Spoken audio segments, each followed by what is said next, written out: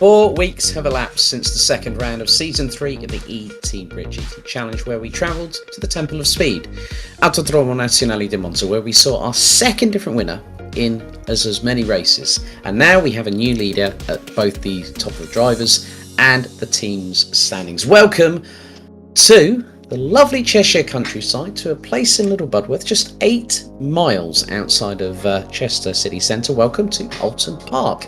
And you're joined once again by your official commentary team, Alex Goldschmidt and David Christie. We've definitely had the rugs pulled out from under our feet this weekend, and now we're back for more punishment, aren't we, my Scottish learned friend? Who said that? Yeah, you're absolutely right, Alex. It's been a crazy weekend for us both, and delighted to be back on the roll again here at eTeam BRIT. 4 weeks has just flown by. It feels like we've only just left Monza, but yeah, Oulton Park, a very special circuit. Obviously, I'd seen it on Assetto Corsa Competition, went to see it. It is just a beautiful circuit in real life. It is indeed. It is the full variation. It's the 2.692 mile, 4.307 kilometre circuit. 17 turns, as host of the likes of the Quick Fit British Touring Car Championship, British Formula 3, International Formula 2, the World Sports Car Championship back in the day, the European Touring Car Championship, and also the famous, and not really run much these days, the International Gold Cup of Oulton Park. Good evening to our learned friend, Mr. Adam Isilovic from the Simsport racing community. I think I've got a little bit of a idea of who he's going to be supporting this evening. That'll be multiple drivers. We have got some absentees. No Nick Foster, no Will Dendy. So that means Zansho Simport will not be scoring any points either through their drivers or through the team itself. They are currently leading the standings at the moment. Martin Buchan, unfortunately, was on BPEC duty, and you're going to see here. This is what is happening now, that Team Fordzilla Blue are leading the standings on 56 points. That's the pairing of Charlie Crossland and Dominik Alvarez, who was the winner last time out at Monza. Zansho Simsport second. Simport Solutions taking the initial advantage after Kyalami, now dropped down to third. Simsport Racing fourth ahead of Divario Corsa. Red Shell Racing, Team BRIT Nissan, eTeam Vasaro, Campbell Fire, and Positive Perception. Good evening to our good buddy, Mr. Steve Proudley. I hope you're keeping well as well. Good to see that you're with us, watching on. Taking a look at the driver's standings coming in after 2 rounds. Charlie Crossland managed with a full set of ballast to get that 75 kilos worth of ballast on that Mercedes Evo at round Monza well enough to score another 11 points, taking P5. And puts him literally a point ahead of Dean Riley. Sean Campbell from Divario Corsa rounds out the top 3 and is tied on points with race 2 winner Dominik Alvarez. Robbie Stapleford now joins the championship, but as a sole entry in the Zansho Simsport 2, very reminiscent of the first season of the eTeam BRIT GT Challenge. Robbie Stapleford will be running in a McLaren 720S, but he carries the 66 kilos that he gained by taking second at Monza. Nick Foster is behind the likes of Regan Mitchell and Chris Pinchback. So Regan Mitchell last time out third at Monza, so he'll have 57 kilos aboard that Ferrari. Chris Pinchback, a solid set of ninth place finishes so far. Kieran Vidago and the man, the myth, the legend, Mr. Bobby Trundley, who was singing our praises on the commentary for the opening round of the Simply Race Endurance Series yesterday. So as I said, we have put ourselves through the ringer. David was on other duties as well, and I was at Snetterton on Saturday. So yeah, we do love what we do, but we do get tired. There's a phrase that goes around, and that is, today, Alex, I feel like a burst couch. That is the only phrase really that I can use.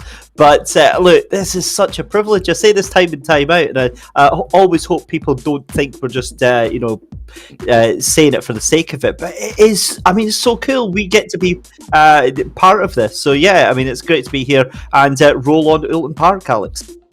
Well, before we get on to qualifying and a few more other things, let's have a look back at the highlights from race 2 out of 8 from Monza in Italy.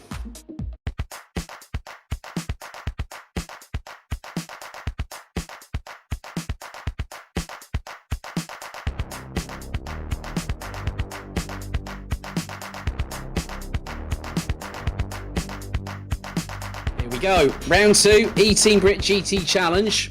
Are we ready? Are we steady?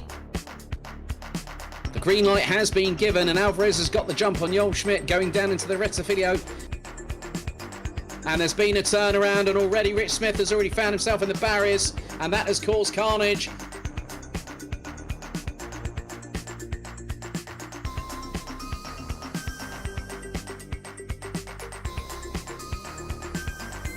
It is a really, really good start for Dominik Alvarez.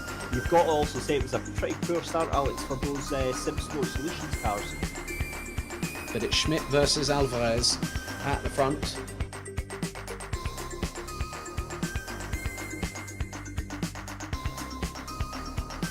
Oh, now we've got Jarmas there. Now that was Will Dendy on the start-finish straight.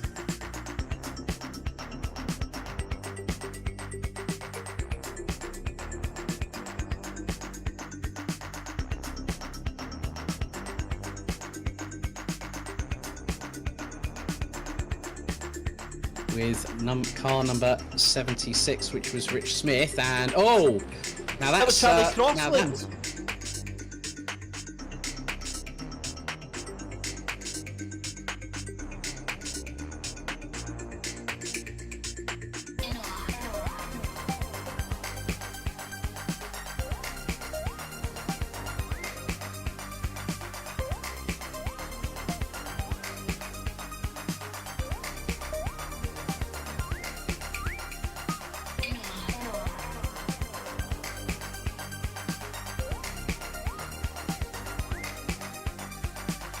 Regan Mitchell closing on Robbie Stapleford, going into the braking zone, thinks better of it.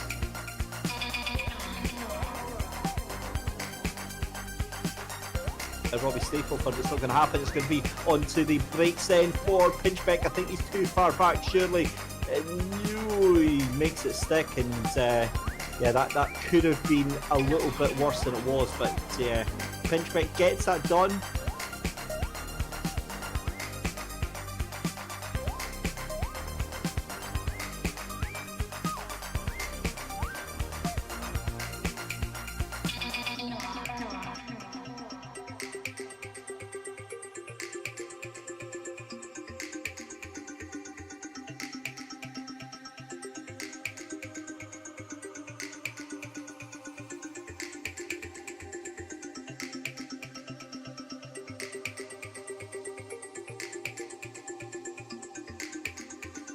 Spooning out, trying to get the run on the McLaren. Don't tell me he's going to go through there like that.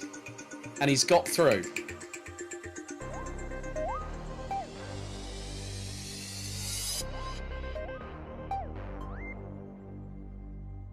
Be Michael Tyler coming out, and then all of a sudden, that's a 50-50 on that.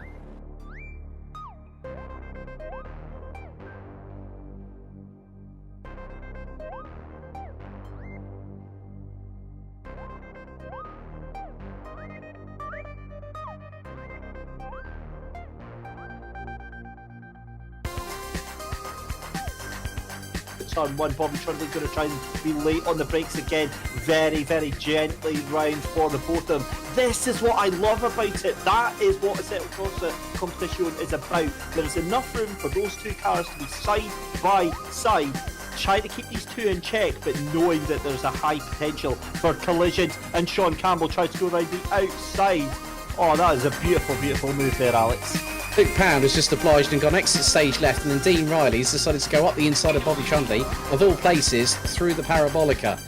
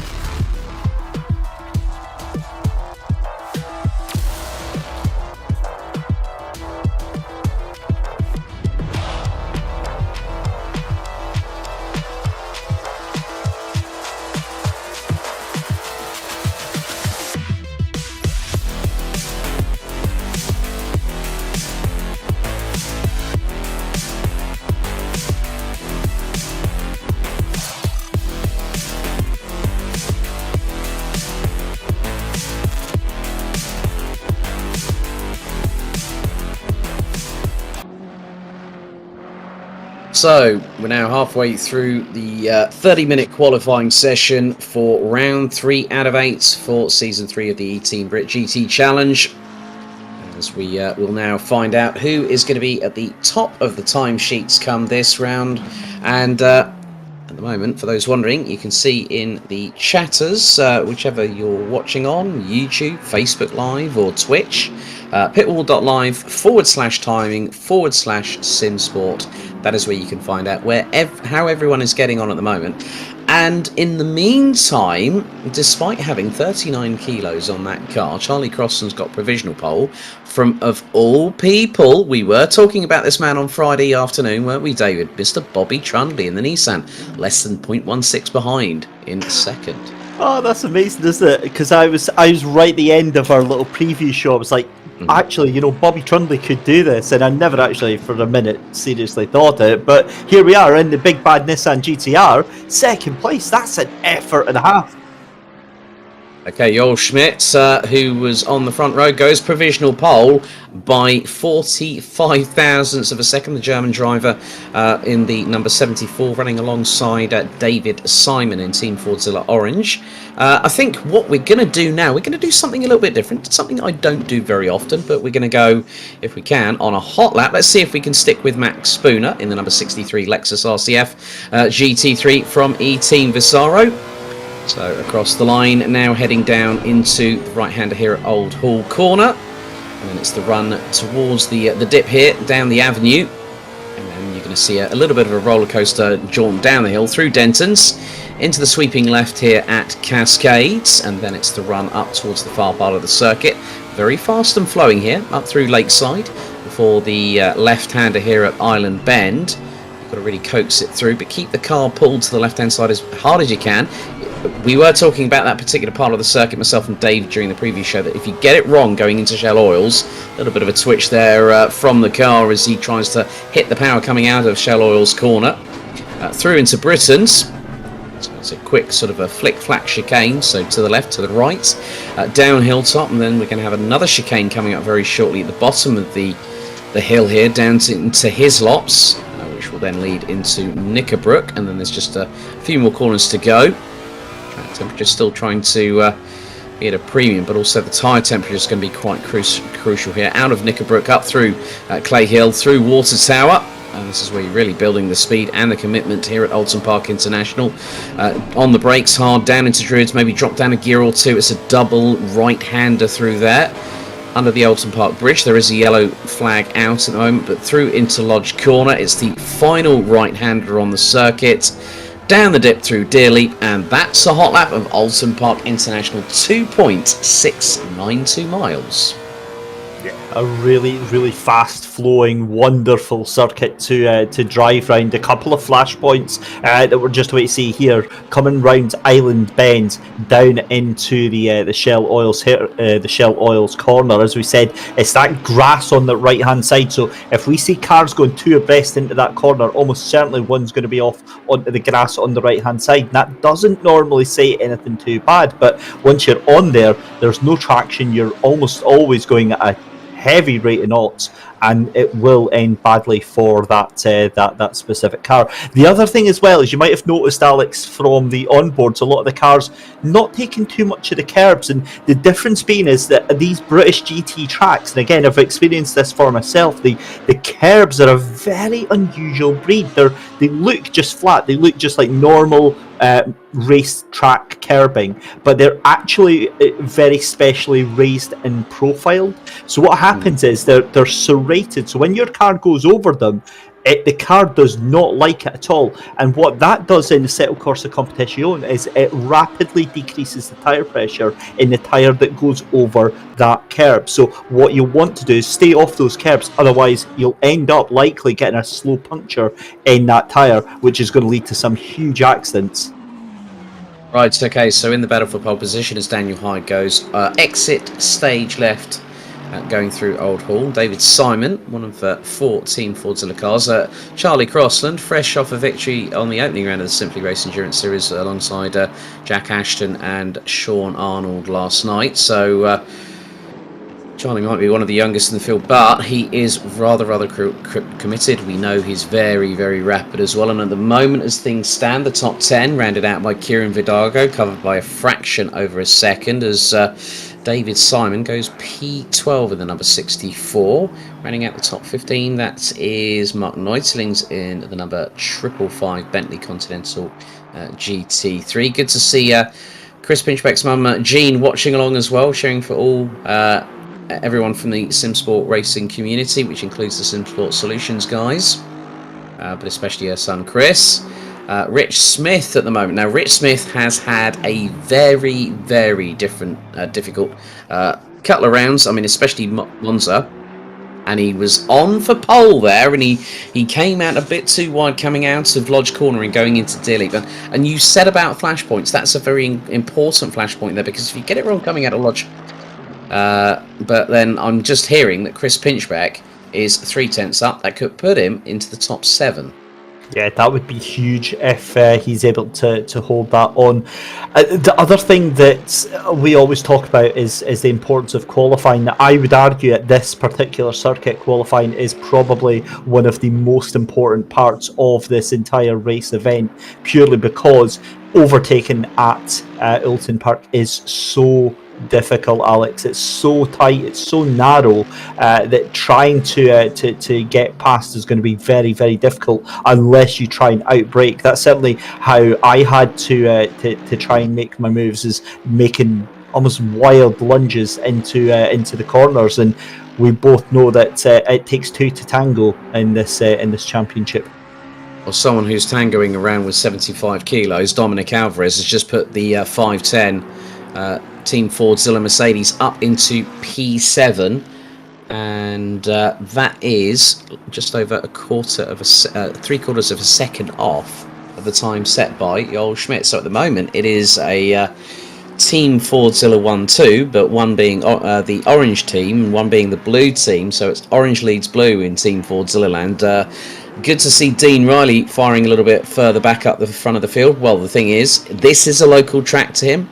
We've also got a new entrant, and we finally have the Honda NSX GT3 Evo. James Haskell from X-Kart Esports. X-Kart is the UK distributor for TB Kart here over in the United Kingdom, and a few of the drivers at Team BRIT, and also eTeam BRIT will know him very well. Matty Street runs that. Matty was racing with the Team BRIT Summer Series, which then morphed into what we have now.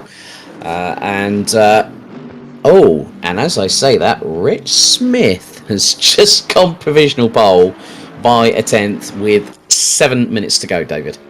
Yeah, that's a bit of a turn up for the books. Great to see that. Jumped up there in the number 76, and quite considerable margin as well, 1/10 of a second over Joel Schmidt. So cars are going to have to get a move on, but as we always see, Alex, this is go time. These next 5 minutes are just going to be absolutely crazy. Cascades is such a fast corner, isn't it? That sweeping left-hander down the hill. I've got a feeling we're talking earlier on about flashpoints. I think that is going to be another one of them. It's quite tempting to want to stick the nose in on the inside, but if you have a car, if you're on the outside, you've actually got the better line, because you get the ability to put the foot on the accelerator and just get a much better run out of that corner.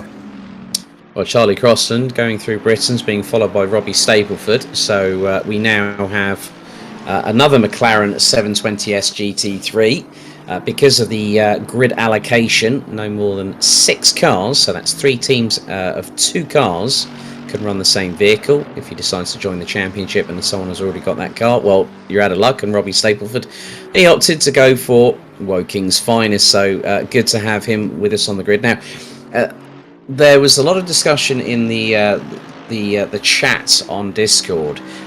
So effectively, Robbie Stapleford was a substitute for Nick Foster during round 2, but he's now entered the championship as a sole entry, so he becomes Zansho Simport 2 in terms of the team, as Charlie Crossland runs toward the line. 33 thousandths is the margin between him and Rich Smith for provisional pole with 5 1/4 minutes to go. As I was saying, now normally if Robbie was a new entry, it's a 45 kilo ballast that the car automatically gets, and that's what Mr. Haskell has this evening. But it is his local circuit as well, so he's looking forward to the challenge, and he's currently 19th at the moment. So he did reapply with the Mercedes, but because they've reached the maximum 6, what happens is that the points for round 2 for Robbie Stapleford stay with him, but the constructor points stay with Zansho Simsport. So Zansho 2 joins as a team, but with 0 points from round 3 onwards. So just to give people a bit more of an understanding.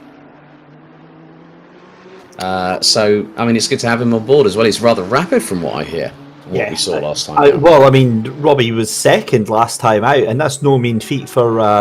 I hate using the word rookie with Robbie, because that is like the worst possible word that you could use to describe Robbie Stapleford. He ain't new to this game, and he certainly knows how to hustle that car. Interesting to see how he handles the McLaren tonight, but it's a good car.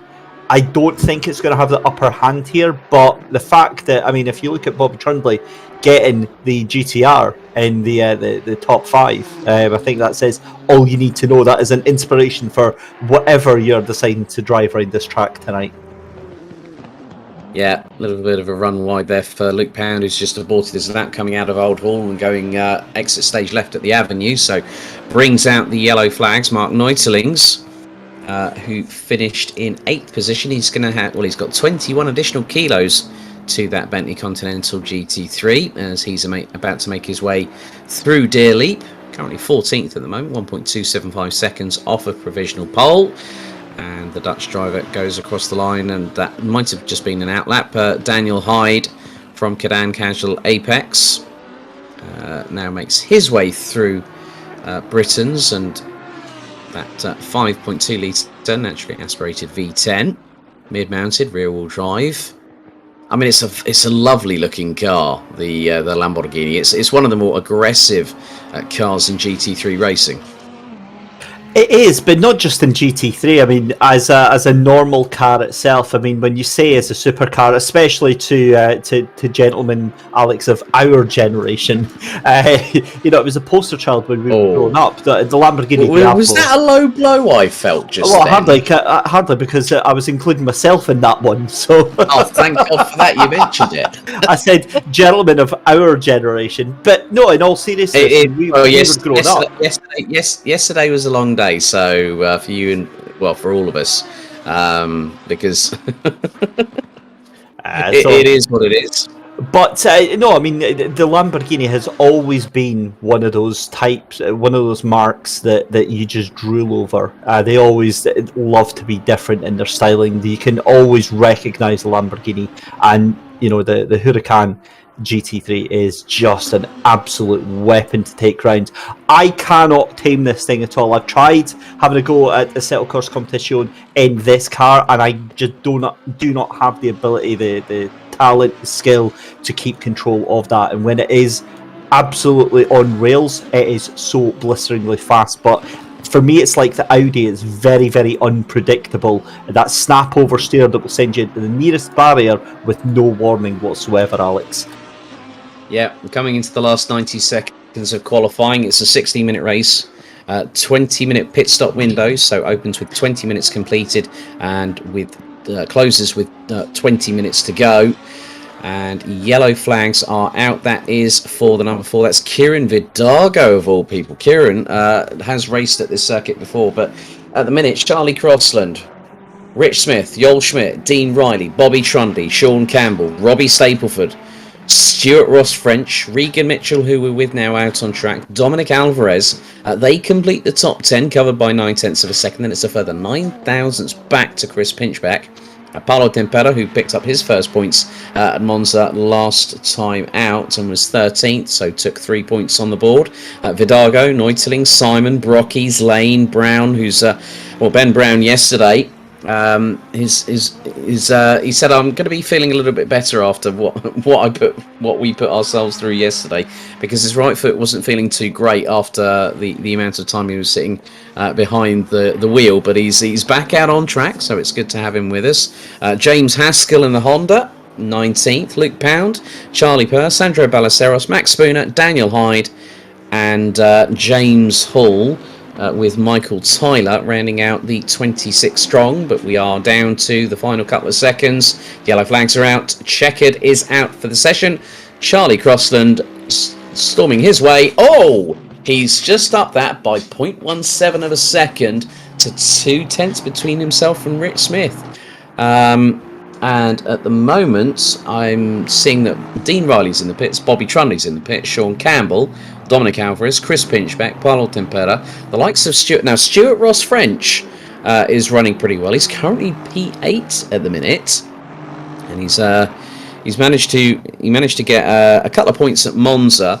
And then back at the opening race of the season, he finished P6 as Tim Lane getting a bit sideways there going through Knickerbrook. But it is getting rather close to seeing if anyone is going to improve. Daniel Hyde comes across towards the finish line, and also the checkered flag for the session. Stays 24th. Tim Lane making his way down from Druids Corner to Lodge Corner. There is the number 44 from Red Shell Racing, and there's the sister car, and that is going to be it. So, well, for round 3, Charlie Crossland puts it on pole by over 2/10 of a second, and good to see Rich Smith on the front row this time. Rich Smith, I think, remember what happened in Kyalami? There was a little bit of a coming together between him and Dominik Alvarez, and then Rich Smith found himself sort of hung out to dry, so to speak, and the front end of his Aston Martin hit the left-hand side of the barriers at Monza, but now he's got an opportunity of a straight-out dogfight into Old Hall Corner with Charlie Crossland. And who's going to pass that up realistically, Alex? That's a tantalising prospect, to say the least. I also noticed our newcomer for this round, James Haskell, 18th position for him. That's a really good first outing. 26 cars doing qualifying. He finishes in 18th position on the grid there. So both him and the team at Dexterous Designs are going to be absolutely delighted with that one. So can't wait to see him making his way through. And like you said earlier, how good is it to see the NSX on the field? I mean, it's a wonderful car. I mean, it has been successful in real life racing. It's a wonderful staple of this platform, and I said to Corsa Competizione. We aren't far away from getting our rolling lap to get things going here for 1 hour racing, 60 minutes. Okay, so the winner of the race will get a bottle of Copperfield London Dry Gin worth to the tune of £42, and the person that secures the fastest lap will get a pair of eTeam BRIT IMB Racewear gloves.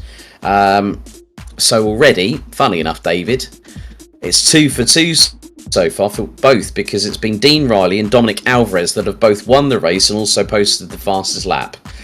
Is someone going to upset the apple cart here in Oulton Park with regards to either the win or the fastest lap? Are we going to have 2 different people this time? Well, do you know where we can find the answer? In an hour's time, because we are just about ready to go to the grid. Look at that, as if I'd planned it by magic. We're down to the grid. Alex, why don't you take us through the runners and riders for tonight?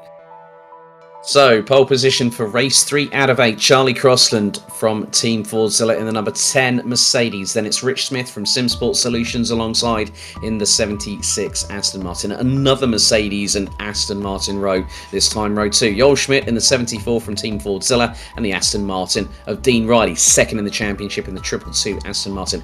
Bobby Trundley puts in a blinder with the number 23 Nissan from Team BRIT Nissan, and then it's Sean Campbell from Divario Corsa in that wonderful green and yellow Divario Corsa Lamborghini. Robbie Staplewood now switching to McLaren. We'll have Stuart Ross French from Red Shell Racing alongside him on row number 4. Completing the top 10, it is Regan Mitchell, who was third last time out at Monza 4 weeks ago, and our Monza victor, Dominik Alvarez from Germany in the 510 from Team Fordzilla. Chris Pinchbeck starts on the inside of row 6 and has the Audi R8 V10 LMS Evo of Paulo Tempera from Portugal in the number 8. Then it's Mark Neutelings in the Bentley and the Ferrari of Kieran Vidaga that completes row number 7. David Simon in the 64 Mercedes will have Tim Lane in the 44 Aston Martin. That's row 8. Bradley Brockies from the eTeam BRIT McLaren and the crew in the 105 will line up 17th, and alongside him X-Kart Esports James Haskell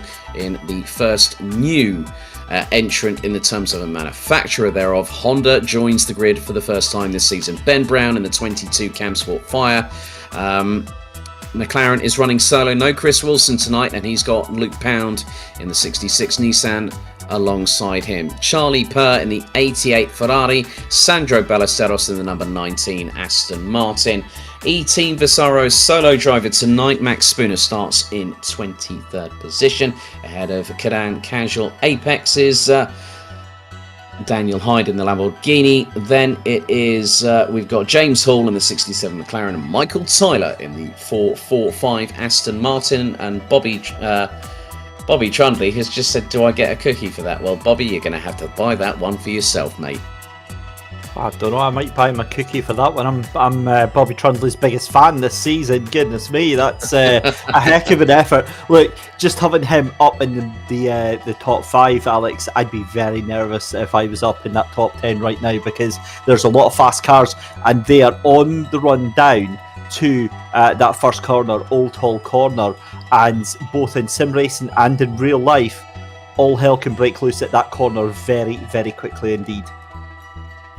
Yeah, we are just over 60 seconds away. Good to hear from Aaron Walker and also our very good friend Mr. Edward Porter. Lovely overview shot there of the entirety of Oulton Park. A big thank you to Simsport Solutions for providing the broadcast side of things, and also a big thank you to our live stewarding panel who are awaiting to see what will happen. We will get live stewarding carried out as incidents do occur. We have had a few in the first couple of rounds. We had quite easily, in terms of live penalties, David, we've had 6 at Kyalami. We actually had the first person to have a failure to attend the driver's briefing, but we've had nothing of that. So Luke Pound managed to get himself there on time to the briefing room on this particular occasion. So I don't think he'll be doing that one again, Alex.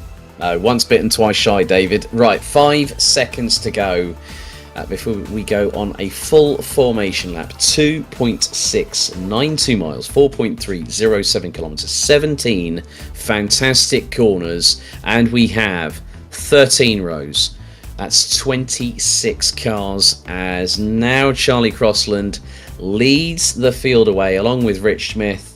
Joel Schmidt could have been in contention for, I don't think, just a podium position at Monza, but could have been going for the overall victory, because was closely behind Dominik Alvarez, who starts in P10. And if you remember that incident, we had Joel Schmidt actually came out of Ascari, the back end thrown skywards thanks to the outside sausage curb, and the front end went into the barriers. And Joel Schmidt, she had no other alternative but just to keep on pushing, and we'll see what the number 74 from Team Fordzilla will do tonight, David. Yeah, we'll wait with bated breath, but I mean, this is such a classic track for these cars to be going round. I don't think we're going to have any shortage of excitement. The cars are going to be so close together. They're going to be concertinaed up, and I would give it maybe about 5 to 10 laps, Alex, before we see at least 3 or 4 separate groups emerging almost immediately. If you want to be in that top 5, you're going to have to fight for it very, very quickly indeed.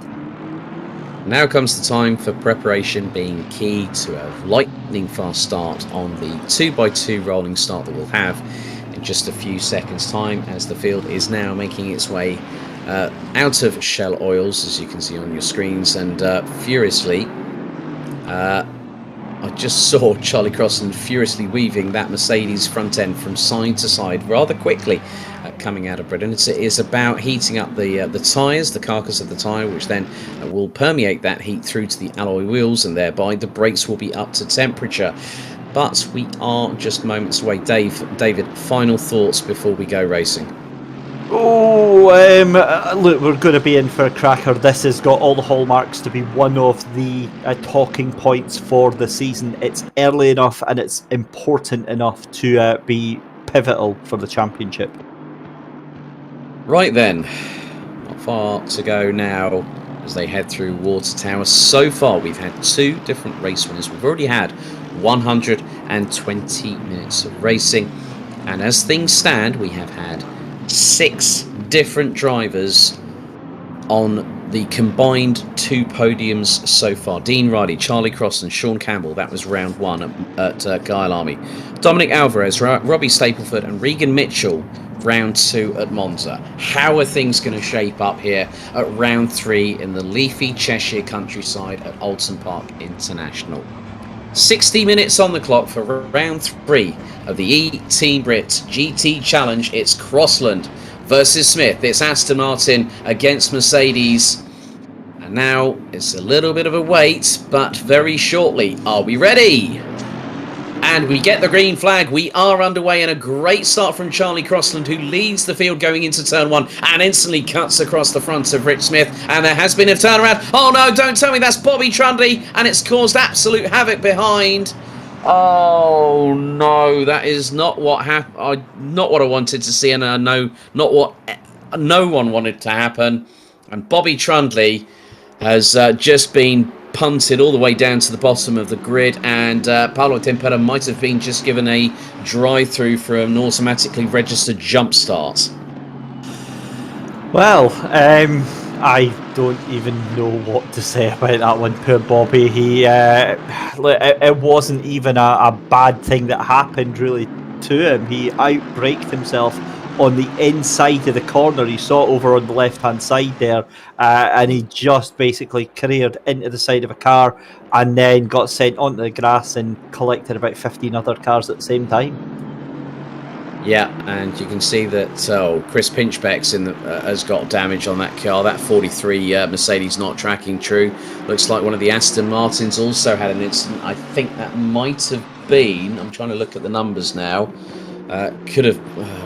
It's so difficult when you see an incident like that, but Sean Campbell is giving chase to Joel Schmidt coming through out of Druids, now into Lodge, and Sean Campbell gave Divario Corsa their first podium, and in the initial minute and a half, this is where things could get rather interesting. But at the moment, it's Crossland that leads from Smith, from Schmidt, Campbell, Stapleford already up into P5, and Stapleford at the moment is about 4 seconds off the leader. But we were talking about the characteristics of some cars. There are some cars that drivers favour. Now, we know that Charlie Crossland is a dab hand with the Mercedes AMG GT3 Evo, and he has showcased that already this season. There's Luke Pound, who's got James Hall behind him. So the other Aston Martin, I think that might have, I'm not too sure if that was Sandro Ballesteros that might have had that dramas, but I don't think, I'm not too sure. Right, Tyler. Oh yeah, it was Michael Tyler, Chris Pinchbeck and Max Spooner are now in the pits. So I think I'm not too sure. How is the biggest question I need to ask is really, where is Bobby Trundley's 20th place? There's still a lot of this race to go, but if that car's got significant damage, he's going to pit that very, very soon, won't he? Yeah, he will. I'm surprised he hasn't actually already, because usually in game it prompts you to get the damage repaired automatically. That you have to actually take that in. So, I mean, that is, I'm absolutely dejected after that start for Bobby. It was such a shame to see that happen, and in all honesty, he may very well get a penalty for that. It wasn't it wasn't a malicious thing, but still, it was. It's pretty hardcore to go into turn 1 on the inside when you're really, if you miss your braking point, what's the worst that's going to happen? Well, the car's going to just career off into the middle of the track, into potentially into other cars. Just want to point out Edward Porter on YouTube. You said hello to him earlier on. I'd like to extend my hellos to him as well. He says, question for me, when speaking about Oulton, about curbs, do you mean esport wise or real life? Both, Edward. Now, I did mention that. So in real life, when you go over the curbs, it has a really weird effect on the car, because when you're on a high-speed corner, so when you're coming out of, for example, turn 3 Cascades, that left-hander, if you let the car drift out to the right-hand side and onto the curbs, it almost pitches the car to the left. It almost gets like lots of extra grip and pushes the car to the left-hand side. Whereas in sim racing, in Assetto Corsa Competizione, for example, if you go over the curbs, you don't really have to worry about that. What you have to worry about is your tyres instantly losing about 1.5 psi from the pressure, and what that ends up doing is that it lends to understeer. The car becomes more difficult to control. You end up using more curbs, and it's a self-perpetuating cycle until eventually your tyre blows out and it's home time. Good to see Mr. Andy Tucker's in the building as well. He's already made a couple of references to Max Spooner, I see. I wasn't even going to gratify that with a response. I've got to do it for the benefit of the doubt. It is all I'm going to say to that one is safety car. Yeah, we'll leave that one there. True, we'll leave that one there. I don't think Charlie Purr's taking any further part in this race, because that Ferrari has not gone anywhere and is still in the pits. So I think the Ferrari took significant damage as Ben Brown trying to close in on Bradley Brockies. So we're going to have a look at the replay here. So this is the start phase. Crossland gets a really good jump on Rich Smith, cuts across the front. Trundle, oh yeah, he oh my goodness me, he just literally launched it over the curbs. I'm going to use the following word, and it's one that I'm actually coming to love. He yeeted it over the curbs right there, and the right rear went skyward. It nearly threw him into Dean Riley, and it just caused havoc and pandemonium behind. Oh, good evening to our very good friend, Mr. Chris Buxton. And yeah, behind Trundle, there was Max Spooner getting back going again, so he might have been caught out in the melee. The problem is, Alex, in all reality, what did he think was going to happen there? He missed his braking point, hit the curb. Of course it's going to launch it in. I tell you what, we need to get Mike Yao on the scene, get another replay of that, and get the Crime Watch team over that one, because that was just, that was brutal. Joking aside... Sorry, yeah, we'd be hit with a copyright strike if we use that music. Because Ben Brown's looking rather racy, going side by side towards Lodge Corner alongside Bradley Brockies. Slots back towards behind the number 105. Now Bradley Brockies was one of the battlers in the AM Championship, which Ben Brown actually won last season. So Bradley Brockies really enjoying it. Now Bradley actually does like flying in his spare time. He's been training to do a pipe. Right, okay, here's another replay, and that's from what happened. Like literally, the minute that happened with Bobby Trundle going over the curbs, it caused a major problem. And did you just see the hit that Max Spooner just got from Michael Tyler? Absolutely flew in the air. Oh my goodness! Also, Alex. 90. So we're watching the live timing through Pitwall, and all I see at the corner of my eye, accident involving number 23. Who is number 23? Bobby Trundle. Yeah, he had the biggest development we've got now, Dominik Alvarez is in the pits, but yeah, just wait for it. Okay, they come through, and here comes the Aston. It turned the Lexus into a load rider at the back end with the air suspension, didn't it? Right, okay. First penalty coming through. Car number 22 has just been given a 10-second time penalty for avoidable contact with car 32. So that is Ben Brown in the 22 for avoidable contact on the number 32. And I'm just trying to remember which car that was. There we go. James Haskell, our new entry. So Ben Brown will have a 10-minute additional wait on the pit stop before the car can be worked on. Mark Neuseling's, even with 21 kilos in that Bentley, still running a very credible 13th place. But at the minute, Charlie Crossland is leading the way and has got nearly a 1.4 second advantage over Rich Smith. Sean Campbell up into third place, and I'm sure that Phil Webb, the team boss for Cadan Casual Apex and Divario Corsa, is looking on. I had a really good chat with him at the Simply Race Endurance Series event yesterday, as it's looking rather spicy going through. Ben Brown had to really launch onto the anchors there going through into Shell Oils just to keep it out of the back end of Bradley Brockies, but here comes Mark Neutelings.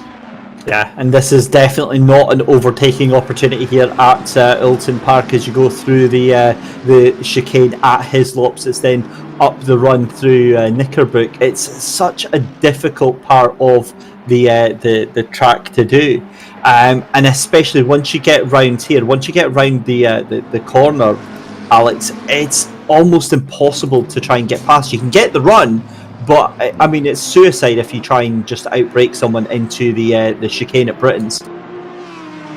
Yeah, because I've seen that before. I think I remember, what was it, commentating with our good friend Mr. Lewis McGlade, and it was GT4s at this very circuit, and someone decided to send it through Britain, so it didn't quite work out. So Ben Brown gets up the inside. That's a cheeky little move there, going through Lodge Corner, and he got the run on Brockies. He did the job there. He waited and bided his time. Yeah, that was a great move. Great to see that happen. Ben is looking so fast in this McLaren. The McLaren's really making a charge up, and yeah, exactly. That's what was on about those curves. They get so close, and it becomes so difficult, Alex, to control the car when you're on them. Two things. One is Robbie Stapleford still up in fifth position, proving what that McLaren is absolutely capable of, and the other thing was Sean Campbell in that number 26 Lamborghini in third place. I have to say, I absolutely love the liveries. I know we don't take an awful lot of time to talk about liveries on this one. I am getting real Caterham / Lotus / Crayola vibes from that livery right now. Well, also, one of the things that we haven't really touched on that much is the fact that on both the Cadan Casual Apex and the Divario Corsa cars, the Pride flag is on the rear wing end plates, and also there's a mutual friend that actually there's a particular company called Go for the Gap that backs both teams as well.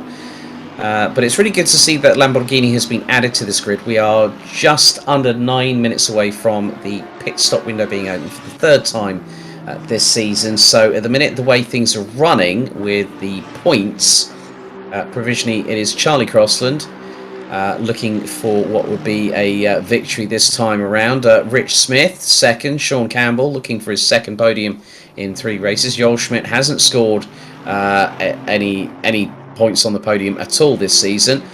In fourth, Robbie Stapleford, second last time out at Monza. Dean Riley, round 1 winner. Stuart Ross French was in 6th position in the first race at Kyalami. David Simon, who did the biggest shortcut I think we've ever both seen, going through into Crowthorne at Kyalami for round 1, and still managed to keep it on the black stop after going on the dusty grass. In 8th, ahead of Kieran Vidago, Regan Mitchell. There's Stuart Ross French in 7th and is being chased by David Simon, who has got a bit of good turn of pace at the moment. Ben Brown with a 10-second time penalty for the pit stop phase. 11th, Bradley Brocky's 12th, ahead of Mark Neutelings. Luke Pound and Paulo Tempera rounding out the top 15. But keep your eyes on James Hall. He was, at the last intermediate, 1.8 seconds behind, but the Audi looks to be a bit quicker than the McLaren in this particular instance. Another penalty coming through, Alex. Car 44, that's Tim Lane getting a 10-second penalty for avoidable contact. That is with a 510 of Dominik Alvarez, who is now plumb last after the start of the race. It's a very unfortunate turn of fortune for the number 510, given how well they did in the last race out. Yeah, and Alvarez has got that car, I'm afraid to say, David, marked in the pits. Real shame for Dominik Alvarez, a second race, and there's another penalty that's just come through. Right, Bobby Trundy gets a 10-second time penalty for avoidable contact with car number 2, Daniel Hyde. Yeah, that's and I think that's actually very, very generous, or lenient, I think is the word for that. If that's the only penalty he gets for that initial incident, because all hell broke loose because of that first start line. He knows better than that.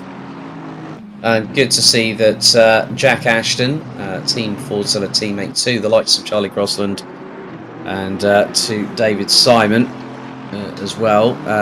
Jack was alongside both Charlie and Sean Arnold yesterday, but Dean Riley looking to close that gap. And the way things are going at the minute, if Charlie Crossland wins this race, this puts him on what will be 56 points coming out of this round. P6 is only a net 10 points, so that will extend the gap between Crossland and Riley by a considerable margin.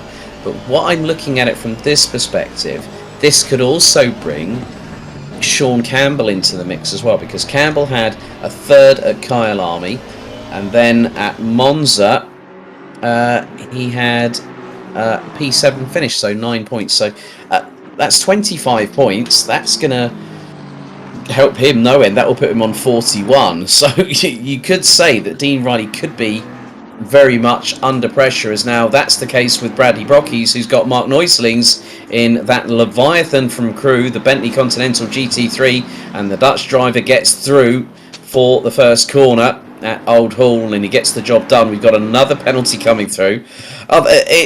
This is going to be more than Monza. I'll tell you this one, David, or Kyalami. Car 2, Daniel Hyde. 10-second time penalty for avoidable contact with car number 44. That is Tim Lane from Red Shell Racing. And Tim Lane is in the pits. Yeah, so Tim Lane will be serving his, or getting a penalty as well for earlier on. And we've got a Fordzilla car. I'm sure that was a Fordzilla in the barrier there, just recovering off it. Who on earth was that? Just recovering, that was the 64. That's David Simon, who was in 8th place. Oh no, that is... And you were saying about how tight this circuit is. It is ultra tight, and you can't make mistakes. And this circuit, if it bites back hard. And I think David Simon's just found out he's got the wrong end of the stick now. That's a weird one, though, for him to be on the inside of Shell Oil Corner.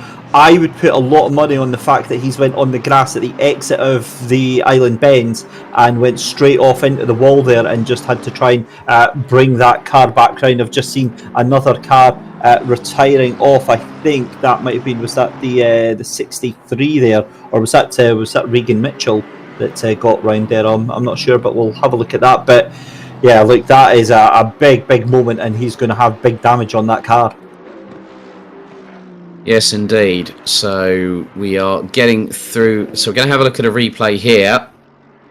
And that is David Simon. So Stapleford comes through, Riley comes through, then it's Stuart Ross French and David Simon. That is going through Island Bend, and he's just lost the back end. It's just stepped away from him. Yeah, that's one of the fastest parts on the circuit, and you don't want to lose the back. Something else has got to have happened here, though, Alex. For the speed that he was coming out there, he tries to rejoin. I wonder if he's collected another car on the way round.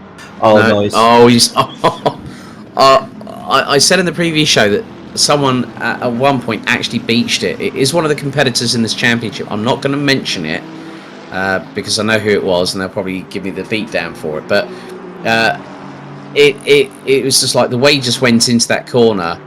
I think there was it was that particular race that I was just talking about, and there were multiple cars that just completely got it wrong. A lot of them were Ferraris as well. But now Dean Riley's closing in on Robbie Stapleford, heading into Druids, and the Aston Martin neatly up the inside of the McLaren 720S GT3. Robbie Stapleford tries to capitalise and counter-attack, but Dean Riley stays to the left and then goes over to the right-hand side, now covers off. And that was a good move from Dean Riley, putting him up into 5th place, which at the moment will net him a further 11 points. Alex, we've lost Regan Mitchell. Car number 69 is nowhere to be found on the timing screens, and he's shown as retired from the race.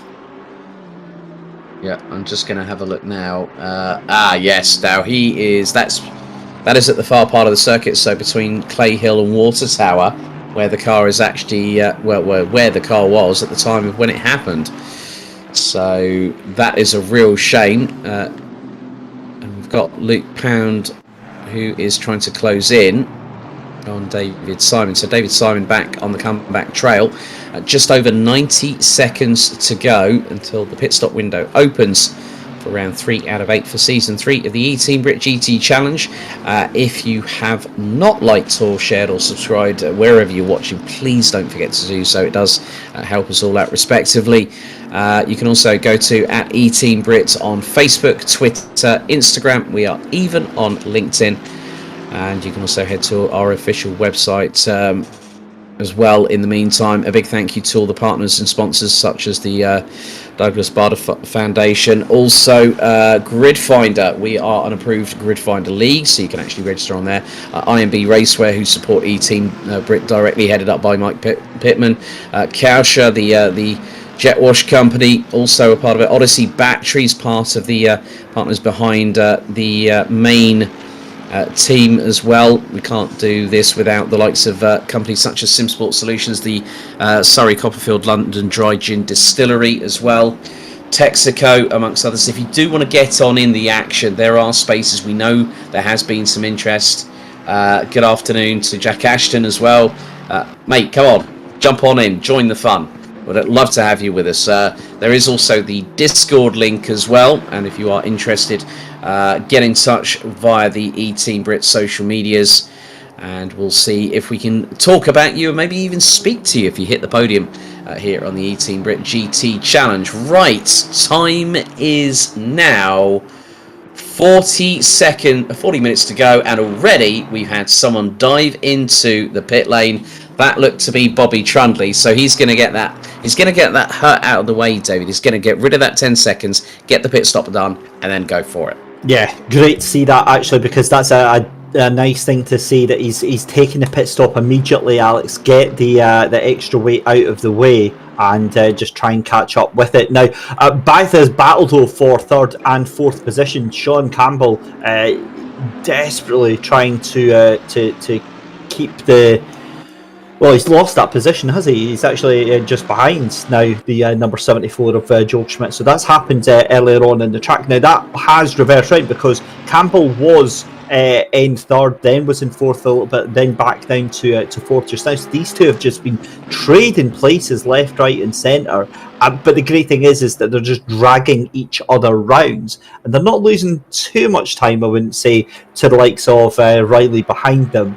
But they're certainly a quarter mile off of Rich Smith and Charlie Crossland up in first and second place. Crossland, though, starting to get a tiny little bit of a gap as we see a wiggle there from Sean Campbell at Shell Earl's corner. Robbie Stapleford has pitted early. Bobby Trundy we saw literally going bang on the button. And James Hall from eTeam BRIT McLaren has also decided to pit early. And it looks like James Hall... Now, I see that Trundley's in the pits for a little bit of a lengthy time. I would imagine that's probably to counteract not just the 10 seconds. That car is having a bit of damage repaired on it. James Haskell now pits from 15th place in the Honda NSX, which has got a 45 kilo weight added to it because it's a new starter. And thank you very much, Jack. I'm really glad to hear that. I do like ACC, so if I do get involved, this will be the first option. That's wide and then some. Coming out of Druid's corner, Sean Campbell, take a bow, kept the throttle pinned in the Lamborghini Huracan. That could have been ever so messy had he not kept his foot stuck in like that. Well, that was a bit of a moment and a half. Change of underwear, please, for our car in fourth place. But he's barely lost any time at all, has he? He's already making the move and trying to catch up. We see a bit of a moment there for the 19 of Sandro Ballesteros there, down in 14th position there. That was at Shell Oil's corner as well. Catches so many of these drivers out. But Sean Campbell here doing a cracking job of holding on, not just to that slide, but also to that position, Alex. Yeah, and we've got apparently Charlie Crossland's biggest fan. Welcome along, Gianmarco Fiducci. And Jack goes, so he must be part of the Team Fordzilla crew, I would have thought. Good that Scott Ratchford has now joined in, saying, come on SJ, just go for it. So probably might be relating to Sean Campbell, depending on if Sean has a middle name. But we are 36 minutes and 45 seconds still to go in this third race out of 8. 4 weeks' time, Mount Panorama on the 18th of October will bring us to the halfway point of the season. But it is Charlie Crossland leading Rich Smith by 8.2 seconds. Joel Schmidt battling away with Sean Campbell for third place. Dean Riley in fifth. Stuart Ross French. Kieran Vidago. Ben Brown, Mark Neutlings, David Simon, Bradley Brockes, Luke Pound, Paolo Tempera, Robbie Stapleford is the highest placed driver that has made their mandatory pit stop. There's only one required. And Sandro Ballesteros making a return to the championship for round 3 in the number 19 Aston Martin, currently P15, as we see on our screens. Bradley Brockies being chased by there's James Haskell, who will have fresher tyres on that car, but Bradley Brockies has yet to opt to pit.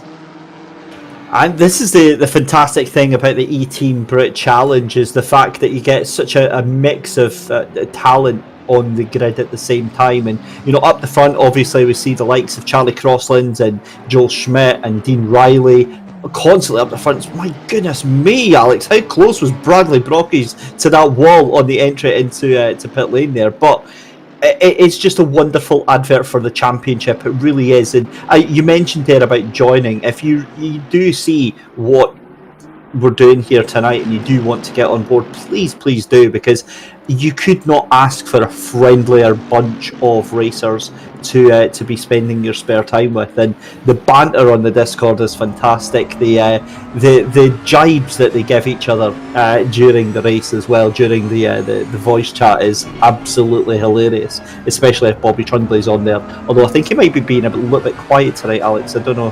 What do you think on that one? I think he's got to keep the blinkers on like a prized racehorse. Now, I've had a look at how things in terms of the Drivers' Championship. Now, coming into this round, Crossland was on 31, Riley was on 30. The way things are now, Dean Riley will pick up 11 points for finishing in 5th place. That will give him 41 points. Charlie Crossland will up that gap by another 14 points if he goes on to victory here at Oulton Park. So don't forget, you can get involved via the Discord server. Jack Ashton is also just egging on David Simon, who's looking towards the inside. That's close between him and Mark Neutzelings. Neutzelings just stays out of trouble, but a little bit of a wiggle from the rear of the 555. Mark Neutzelings was lucky to get away with that one, but I think David Simon put the pressure on and managed to get through. Yeah, and that is fantastic stuff to see. Just having a look actually at the order that we've got just now. Rich Smith in 2nd place and Joel Schmidt in 3rd. But what has happened to that gap? Has Rich, surely that's not been a pit stop that Rich has done in 2nd place, because that gap was, remember, 2 seconds, and now it's up to 8.6 there. So I know Charlie Crossland fast. We see Charlie quite regularly, but I know he's not that fast.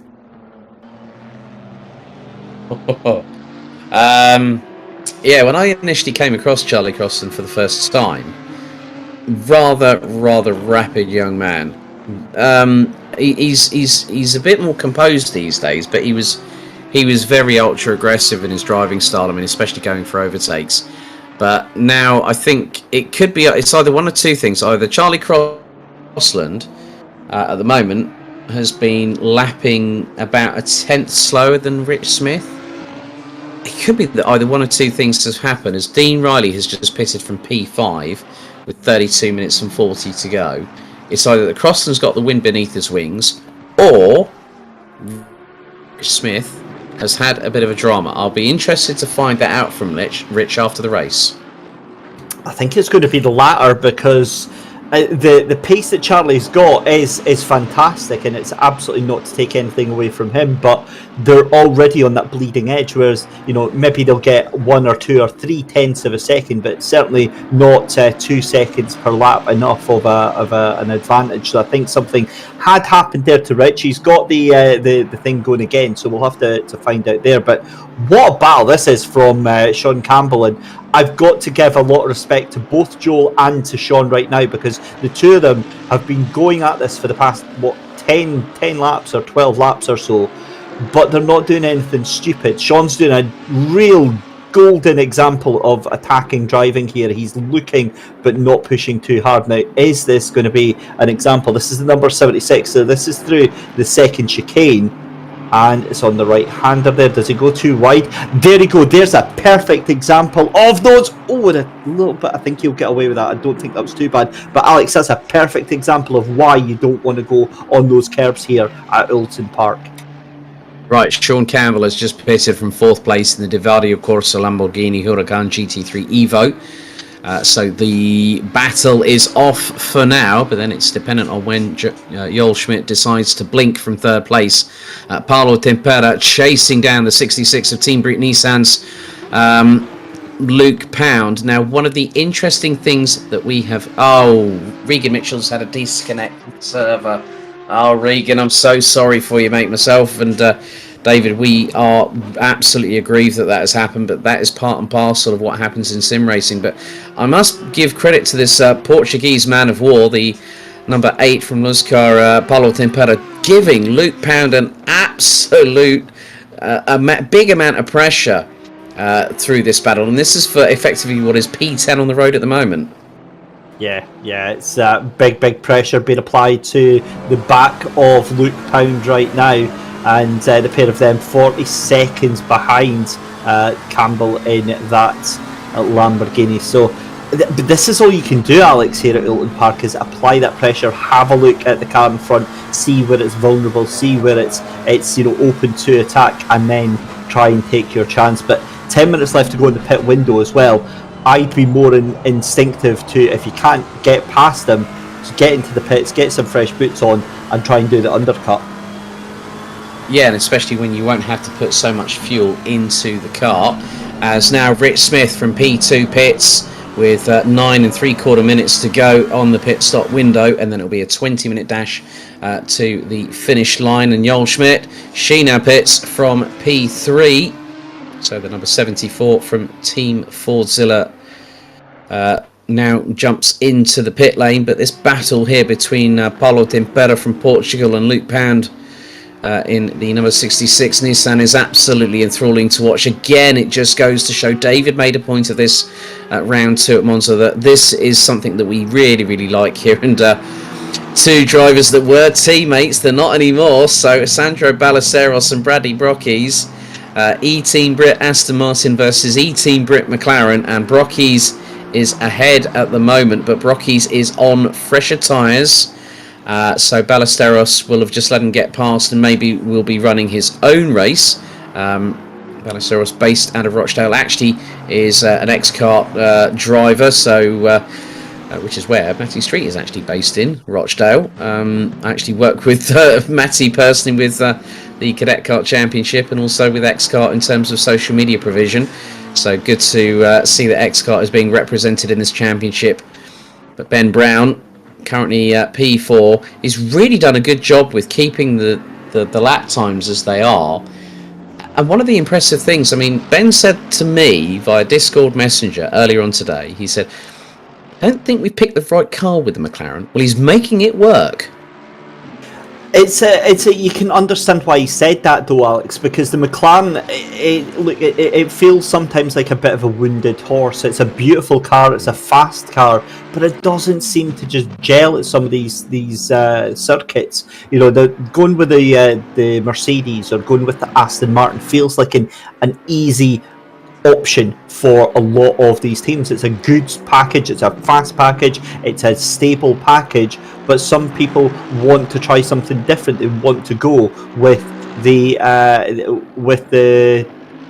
McLaren, is what I was trying to say there, and they're proving it. Ben Brown doing a cracking job. Not just Ben Brown, look at Robbie Stapleford. I mean, for the good part before the pits there, Robbie Stapleford in fifth position. So yeah, good outing so far for the McLarens. Might not have the easiest journey like say the Aston Martins or the Mercedes, but a good effort nonetheless, and definitely one to showcase their driving talent. Doesn't matter where he is, up the field or down the field, Bobby Trundy always excites them round the outside before they've even gotten through the apex of Lodge Corner. Bobby Trundy on fire as well. We go back now to this battle. This is Joel Schmidt versus Dean Riley, the battle for P8 on the road. But at the moment, with a lot of the drivers, well, 6 out of the top 7 remaining drivers at the sharp end of the field have not pitted. But Crossland is now in on what is now lap number 22 of this race. Stuart Ross French has kept the Red Shell Racing number 28 Aston Martin out for a long time. And it looks like the long game also for Kieran Vidago, Ben Brown, Mark Neutlings, Luke Pound in 7th place ahead of this battle here, Joel Schmidt and Dean Riley. And bit of a mistake there from Riley. That's not what he wanted. And there is Sean Campbell trying to close in. And there you can see Charlie Crossland off the air jacks now. Rumbling down pit lane goes the number 10 from Team Fordzilla Blue. And now he'll cross the pit lane limiter line and then he'll be able to punch it. So Stuart Ross French with that. Have you seen the roof of his car? He's got the Aussie flag on it. Bravo, my friend. That's one way to represent your nationality there. Yeah, that is exactly how you do it. The other is by doing a shoey when you win the race. So we'll see if one of those two happens. Yeah. And then pass your shoe to somebody else and says, that gave me the absolute heebie-jeebies watching that. But never mind. Congratulations nonetheless. Charlie Crossland, though, back out on track just ahead of Ben Brown. This is not for position. This is an artificial moment at the moment because Ben Brown still has to pit, as does Kieran Vidago and Stuart Ross French, along with Luke Pound and Mark Neutlings. Everybody else has pitted though. 5 minutes 15 left to go in the pit window, 25 minutes left to go in the race. Where on earth has the past 35 minutes gone, Alex? Well, you said that more times than I could shake a stick at yesterday. And to be honest with you, this is it's just like a minute moment in time, isn't it? But it's really good because there's been quite a lot of action around here at Oulton Park. You said it was a tight technical circuit. It's proving it in spades. And now Luke Pound is fending off artificially at the moment Joel Schmidt, but they're coming under through Clay Hill, through to Water Tower, and that Nissan in the hands of Luke Pound is really, I mean, it is the woulda, coulda, shoulda situation with Bobby Trundy had he not had that accidental yeet over the curbs, as Joel Schmidt now goes side by side with the Nissan into Lodge Corner. Late on the brakes goes the German driver, up the inside through into Lodge and gets through but runs a little bit wide. But here comes Dean Riley as now Luke Pound pulls it into pit lane. Yeah, had to be done, and if that was me and being Joel Schmidt, I would have been making sure that I was aware he was going to have to pit anyway, because now Dean Riley is right on the back bumper at the moment of this one. The other thing about that is that when those cars do come out of pit lane, it's now completely changed the perplexion of the race, as Dean Riley doing a little bit of lawn mowing there, I think, out of Cascades on the run down to Island Bend. Glad he's got it all in the black stuff here, because that is not a place you want to be on the entry to that corner. But how much pressure is Joel Schmidt under right now in that Fordzilla number 74? He arrives on the 26 Divario Corsa Lamborghini. Sean Campbell is closing in. He was a second off Riley on the previous intermediate, so this time the gap will be down, probably to the best part of nearly half that. So very shortly we'll get an indication on the next intermediate. But yeah, Sean Campbell is absolutely gunning for them, and Stuart Ross French and Kieran Vidago pit on lap number 24 with 3 minutes to go.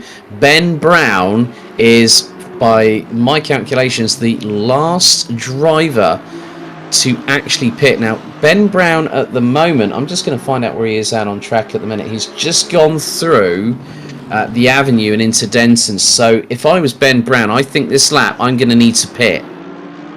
Yeah, it's too close now for comfort. There's no gain really to be had to stretch that out for another lap. So yeah, I'd definitely be taking that out of the window at this point in time. And let's face it, I mean, he's the only one still to come out of the pits now. So that will probably, I would imagine, take him down to about 7th or 8th place.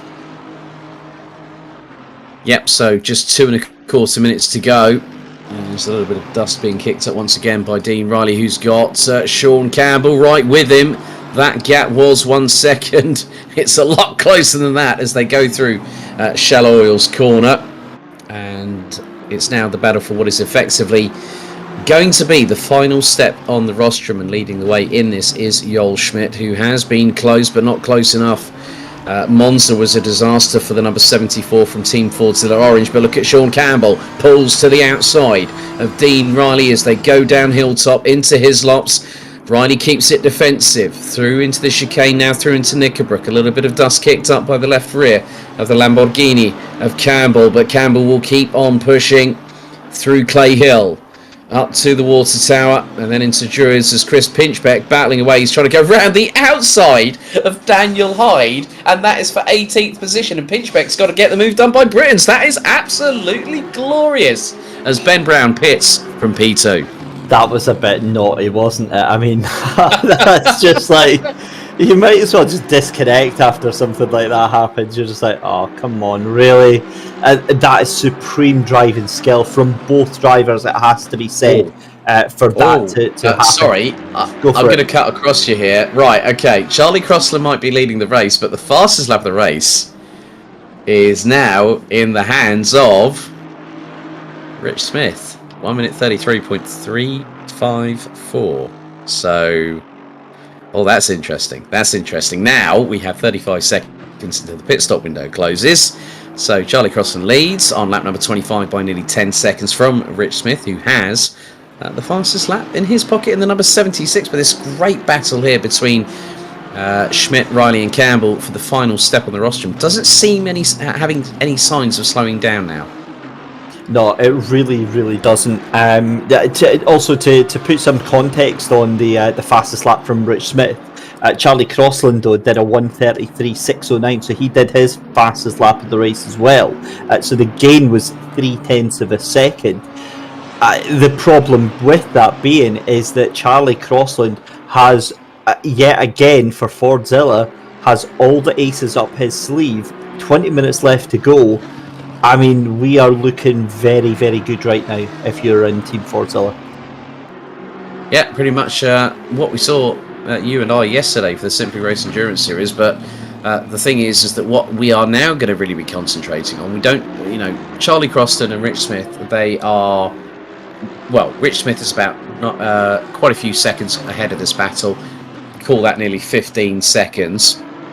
But Joel Schmidt hanging on about 1.1 seconds ahead of Dean Riley. Now, Dean Riley will gather another 2 points, so that will put him on 43. So it puts the championship gap between the top two in the standings to 13 points in favour of Charlie Crossland.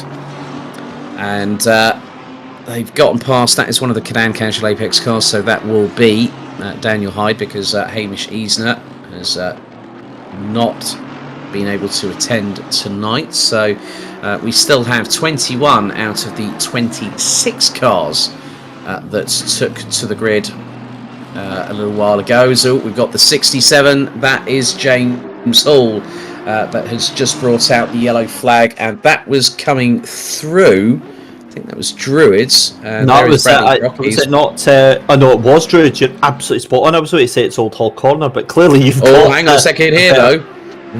What on earth was that from Paolo Tempera? Oh my goodness. He literally went side door to side door with Brady Brockies. Here's Campbell. He's really giving Riley a run for his money. And that is going through into Druids. There's a little bit of a kick up of dust. That would have been from Joel Schmidt a little bit further up the road. But Joel Schmidt now 2.3 seconds ahead of Riley on this particular occasion. Through Deer Leap coming out of Lodge Corner. Third could be a little bit more secure for Joel Schmidt, but needs to pull that gap a little bit more. Riley's trying to bring that down and has got it down to just under 2.2 seconds as Schmidt, Riley and Campbell hurtle their way through what is Old Hall. And now, look, Sean Campbell is doing every trick in the book to get past and loses a bag full of momentum coming out of Cascades. But Dean Riley runs wide, and that brings the Divario Corsa Lamborghini Huracan GT3 Evo back into play. The track is so narrow. Sean Campbell just can't get round, and there we go. What's happened? It's going to be into the wall. Boom! That's exactly what I called right before the race. You go into the grass at Island Bend, and it's good night Vienna guaranteed. And Dean Riley from fourth place. That is the end of his night. And that means, yeah, no points, I'm afraid. So Dean Riley's initial fights in the championship, I mean, that's going to put Sean Campbell at the sharper end of the grid, because that now puts Sean Campbell on effectively what will be 13 points. Now, Sean Campbell has 25 at the moment, so that'll put him on 38. That'll put... We're going to have a very, very different looking championship going into Mount Panorama in just 4 weeks' time on the 18th of October. And really good to see that Hamish has been watching. Thank you for joining us, Hamish, and said really impressed with Bradley. And it's good to see Bobby Trundley fighting his way up. Well, Bobby Trundley, ladies and gentlemen, is one position away from getting himself into the top 15 because he is trying to close on James Haskell, but is 28 seconds adrift. Oh, do you want a plot twist, Alex? Do you want some more drama in the final 16 minutes? Sean Campbell, 2.275 seconds behind Joel Schmidt for that final spot on the podium. Sean Campbell's last lap was 0.3 of a second faster than Joel Schmidt. Yeah, this is getting scary now. The Jaws music, David, is the first track that comes into my head. But Kieran Vidago now making Robbie Stapleford very honest. Dean Riley just put in the YouTube chat. He said that 55 seconds of damage finally killed me with the front end impact like that. I'm not at all surprised, Dean, but I know for a fact we'll see you coming back, firing on all cylinders for round 4 at Mount Panorama. But Vidago versus Stapleford for P6, and I'm looking at the battle between Joel Schmidt and Sean Campbell. Schmidt's running on a 1 minute 35.2. Campbell's been running on a 1:34.935. The gap really hasn't come down that much. It's now gone up again to 2.2 seconds. So I think that Schmidt could keep has got just under 15 minutes to go, just to keep this going and keep the pace as it is, not make any unforced errors, not make any mistakes. Mark Neutelings, that was lucky, but that could cost him maybe some points in the top 15 as Vidago now finally gets past Stapleford. I think Stapleford is probably just wanting to secure some good points. But he's fighting back already. That McLaren has got 66 kilos of ballast, and there's no kilos of ballast, I think, on Kieran Vidago's car, if memory serves me correctly. So Kieran Vidago's got 48 kilos, so it's 66. So there's an 18 kilo differential. Kieran Vidago has gone wide, and that was coming out of Cascades. And that's exactly what you don't want to do, because you're giving that opportunity, that effort to the car behind you of Robbie Stapleford. He'll be sensing blood in the water. When you see a car doing a wobble like that, you want to push to make sure that you put the pressure on where you possibly can. Going back to Sean Campbell and that battle that you had with Dean Riley, Alex, I have to take my hat off to Sean. That was some super intelligent driving. If we were lucky enough to actually catch some onboard footage with him, and you saw the way that car was, it was poking, it was prodding at every single way that it could try and attack Dean Riley and try and make its way past. And we saw it on the exit of Cascades, where the entry was kind of hindered. He had to lift off on the entry to Cascades. He went deeper, and then just so he could pull the car in and get an excellent exit, and Dean Riley was already on the power, understeered over the right hand side, and that's why he was under so much pressure going into Island Bend. And the pressure is coming back, because look at Sean Campbell, 1.595 seconds now is the time between them for the final spot on the podium, Alex. And despite being comfortable there, the push is on, and that's why, because there's traffic. Yeah, James Haskell just up ahead of Joel Schmidt, and that's why Sean Campbell has been catching. And that was one of the Aston Martins. I think that might have been Sandro Ballesteros or Michael Tyler that has just let them pass. So Sean Campbell filters his way through, and now they make their way through into Britain's. So it's going to have to be a rather quick, decisive move to get past James Haskell, who is being shown the blue flag. So will have to relinquish his spot on the track, and he needs to do that quickly, because otherwise you don't find yourself in the favour of race control, because if they see that you're consistently being blue flagged, you need to get out of the way, and that's the biggest bone of contention, because the gap is now just under a second.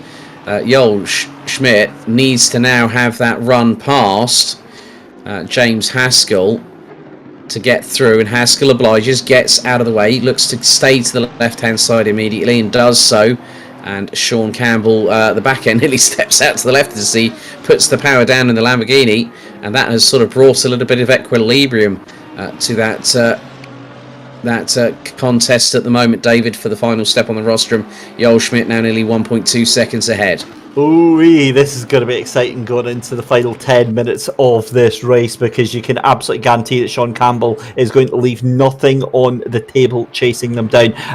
On that note, though, the 32 of Haskell, that Honda NSX, the newcomer to the championship, cracking performance, even better performance. Is that Neuterlings again into the same spot? He's another DNF, I'm afraid. Oh, we just saw that car there, yeah. We need to get him a little sign at the Island Bend, just saying parking spot reserved for Mark Neuterlings. Oh dear. Well, it's a horrible feeling though. You've done 50 minutes of an intense GT3 race with some excellent competition here, and you go and do that with 10 minutes left to go. It's your day is kind of ruined after that point. It is. I mean, Mark did a really good job in his debut in the season at round 2 at Monza 4 weeks ago. Hasn't quite worked out here, but he was running P8, P9 with a 21 kilo laden Bentley. So you've got to give credit where credit is due. But now, ladies and gentlemen, we enter into the final 6, the final 10 minutes of round 3 of 8 for season 3 of the eTeam BRIT GT Challenge here at Oulton Park International. This broadcast brought to you in association with Simsport Solutions, with myself, Alex Goldschmidt, and David Christie, your commentators for the championship. Keeping our keen eyes once again. Right, here is a replay. Now this is why the Bentley was parked. So going through into Island Bend. Yeesh. Is he going to stop it in time? No. Bang. That wasn't deja vu, because it wasn't another Aston Martin, but it was a Bentley, and it was in the same place where Dean Riley went off and hit the barriers as well with the front end, and that was terminal damage. So it's a real shame, but we didn't want this championship to be easy. No, we didn't. When you just said that, there's one thing that just came straight into my mind. Bang! And the Bentley's gone. It's honestly, that's the only thing that came through my head. It's you have to try and make light in situations like this, because Mark was doing so well to get that car up in the top 15. He really was pushing hard, and that's exactly what can happen. You can be in the top 10, you can be in the top 5. And we saw that from Dean Riley. You can be in the top 5 and still make that type of mistake. It's very, very easy to do, and there's no coming back from it. It's unfortunate. You just have to dust yourself off and get back into the next round, round 4. Yeah. Well, in the meantime, because of the 2 retirements from Dean Riley and Mark Neuterlings, Bobby Trundley and Chris Pinchbeck now round out the top 15, who will provisionally score points towards the championship. So Bobby Trundley's efforts have not been in vain. I mean, he's done his best qualifying season of the session of the season, but unfortunately through that turn 1 incident, yeeting the right tyre onto the curbs, it sort of it made all that hard work all go undone. But we're back now with the battle for 3rd place. Sean Campbell is now with Joel Schmidt. We go onto the roof cam of the Divario Corsa number 26 Lamborghini Huracan GT3 Evo, as they are now going through into Britain's. A little bit more curb taken on the entry by Sean Campbell, a little bit taken by Joel Schmidt coming out of Britain's down through Hilltop, and Schmidt now pulls the Mercedes to the left hand side to get the braking right for his lops. There's a little bit of a slight track cut there. The dust was kicked up by the right rear wheel, but Joel Schmidt still keeping ahead of Sean Campbell. Stuart Ross French for Red Shell Racing is looking to have his best finish of the season. The Aussie, now based out of Leamington Spa, works for Jaguar Land Rover these days. That was a bit of a wobble and a half from the back end from the Lamborghini of Sean Campbell. That was coming through Druids. It stepped out to the left and he managed to catch it. So we're into the last 6 minutes and 45 seconds. Charlie Crossland now currently on lap number 34 of this race. Rich Smith, 12.8 seconds behind, and then we go a little bit further back to the tune of 20 seconds. Sean Campbell did not need that mistake happening coming out of the avenue. And Old Hall, that has now dropped him back. That's cost him the best part of maybe 3 to 5 tenths of a second, because Joel Schmidt is still hanging on. It's 8 tenths between the two as they fly their way through into Island Bend. But Sean Campbell keeping Joel Schmidt rather honest here, David. He really, really is, and this is great from, as I said, both drivers. Joel Schmidt doing a great job of just driving his own race. He's not really looking in his mirrors too much and doing everything that he needs to do. And Sean Campbell, ragged, is on the absolute edge, and unfortunately that's the only way that he can really get the most out of this Lamborghini. It is a monster to drive, but it really, really does get the job done, and you see that it's starting to cost him a little bit of time now. The gap opening up ever so slightly. That's all Joel has to do, because the more that gap opens up, Alex, the more pressure that Sean Campbell is putting on his own head. Yeah, the gap's now gone up to nearly 1.2 seconds. There's James Haskell from XCar Esports, and is running in a credible 13th place. James Haskell started this race in 18th position, so I'm sure he's going to be fist bumping the air with after this race. He's just kept it nice and clean. I think it's just it's his local track. He'll have good knowledge. He'll enjoy driving the Honda, and it's nice to see another manufacturer represented out of what we have already with Mercedes, Aston Martin, Lamborghini, Ferrari, McLaren, Audi, Nissan, amongst others. So we're into the last 5 minutes of the race, and Charlie Crossland is making his way down to Hislops and Knickerbrook before going through Clay Hill, Water Tower, and then Druids. And there is our race leader, currently on lap number 35 of this race at the minute, and with the lap itself being 2.692 miles, 35 laps works out to 94.22 miles. And the way things are going, that says to me we could be doing a total of 38 laps by the time we hit 0 on the timer. Yeah, we have to kind of focus on Charlie Crossland. It's a shame, because sometimes in the race we don't really give the leaders as much attention as maybe we should, because obviously we're here to bring entertainment and excitement. And for Charlie, I mean, the entertainment and excitement has been just knocking out these almost perfect laps, lap in, lap out, and doing a stellar job. To be 13 seconds in a 60-minute race is a decent achievement given how fast this top 10 are, Alex. It's not like, these are just Sunday drivers. These are real pros. And a brilliant performance by Team Fordzilla. With Charlie Crossland, though, again with his team, that performance is expected from him. Well, they know that he's a young, hungry wolf in the wolf pack, and he's basically showcasing what he's capable of. And I've known for a while that the minute that Charlie Crossland gets things going his way, you can't stop him, no matter what you do, no matter what you say, no matter what you try. Crossland will be at full racing speed. And we are into the final 180 seconds of the race. Crossland now making his way through into Druids, as James Haskell has got, I think that is Stuart Ross French, who is currently in P5 at the moment. And I'm just sort of checking, there's been no further penalties. So, yeah, I mean, the race here now, look, Joel Schmidt has been closed in again by Sean Campbell as Crossland goes on to what is the 37th and penultimate lap of the race. So the total distance covered will be just shy of 102.5 miles.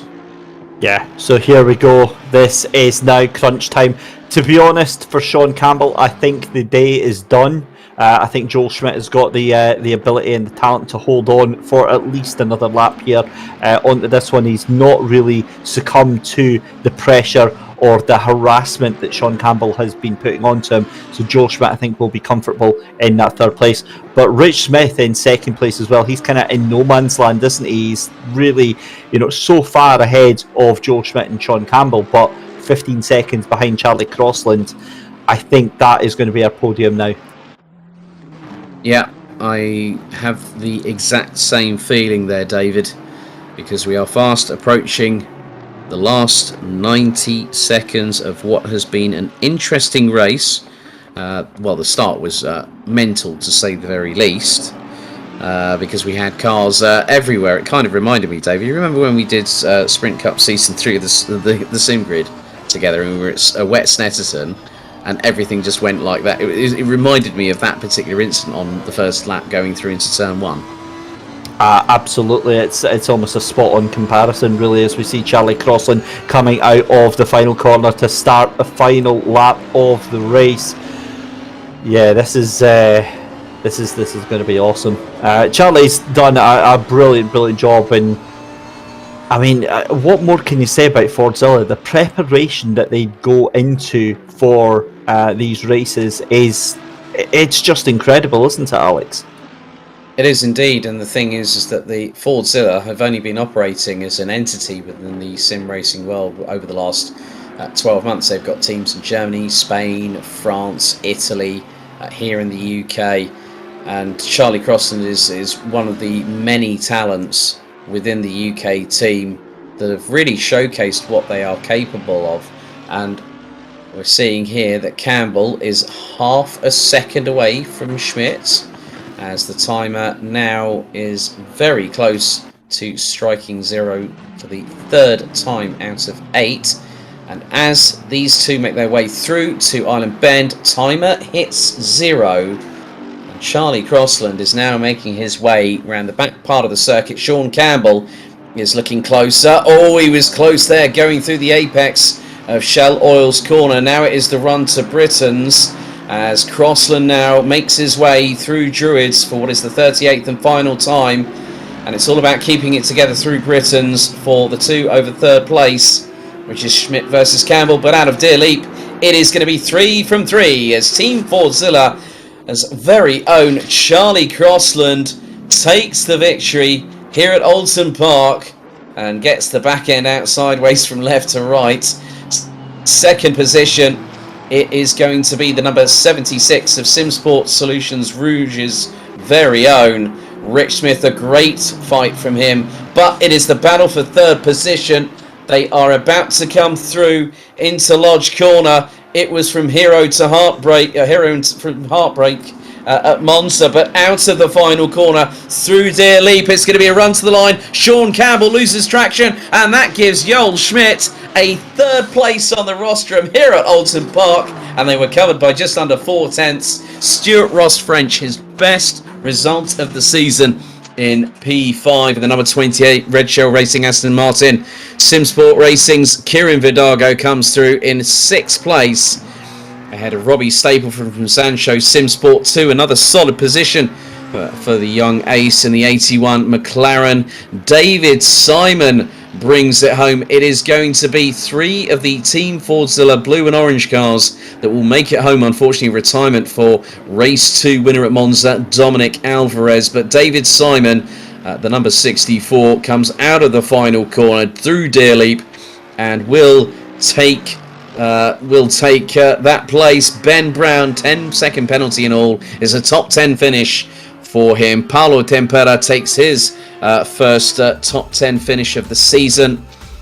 And then rounding it out, Brady Brocky's 11, Luke Pound 12th, 13th, X-Kart Esports, James Haskell, 14th, the recovering Bobby Trundley, and rounding out the points finishers provisionally at the moment as things stand, Chris Pinchbeck. Then it is Sandro Ballesteros, then it's James Hall, Daniel Hyde, Michael Tyler, who was the last of the classified 19 finishers.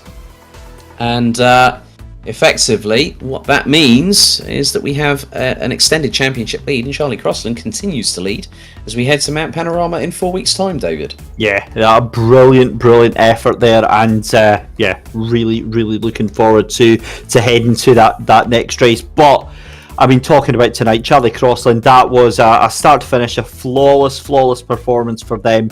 All hell kicked off behind them, but thankfully we got Rich Smith on that second spot, and Joe Schmidt in P3 as well.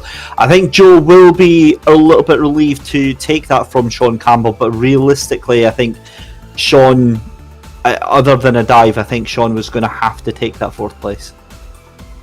Yeah, very much the case. Hopefully we'll get to have a chat with our top 3 very soon. So we'll wait to see if Joel Schmidt, Rich Smith and Charlie Crossland will be joining us shortly.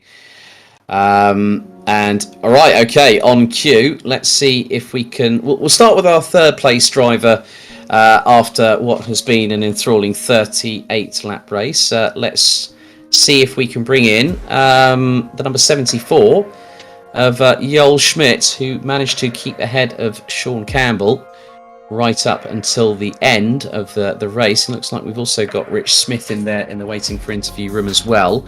So let's see if we can bring Joel in. Hang on a second.